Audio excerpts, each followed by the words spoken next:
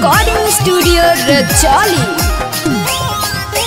रंग लगैले दिदिया के मर्द छतिया रे सखी टोले दादा। रंग लगैले दिदिया के मर्द छतिया रे सखी टोले दादा। टाइट रहे जो बनवालू हो के लागे टोले दादा। टाइट रहे जो बनवालू हो के लागे टोले दादा। रंग लगैले दिदिया के मर्द छतिया रे सखी टोले दादा। रंग लगैले दिदिया के मर्द छतिया रे सखी टोले दादा। टाइट रहे जो बनवालू हो के लागे टोले दादा। टाइट रहे जो बनवालू हो के लागे टोले दादा।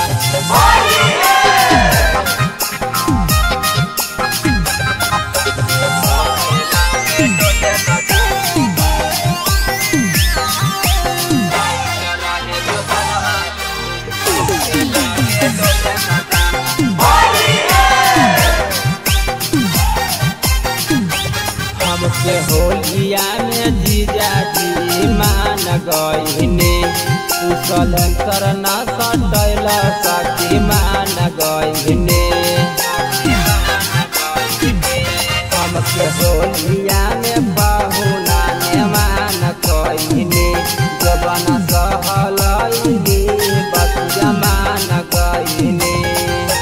बोरा में कस के कलर लगैले कते परतिया बोले दादा।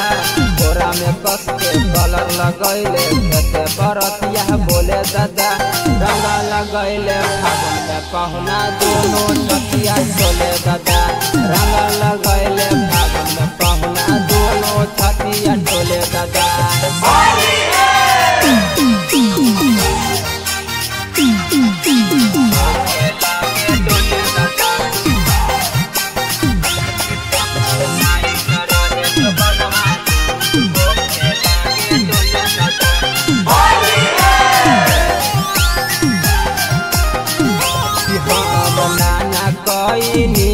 पहुना डाल सगैले पंकज जीजा मोर सामान सखी फैल कैले।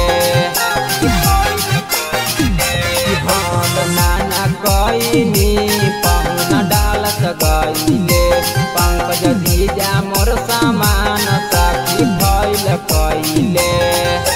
पर्वत पहुना दिले दरदिया चलल न जाला डोले दादा। पर्वत पहुना दिले दरदिया चलल न जाला डोले दादा। रंग लगैले फागुन में पहुना दोनों छतिया टोले दादा। रंग लगैले फागुन में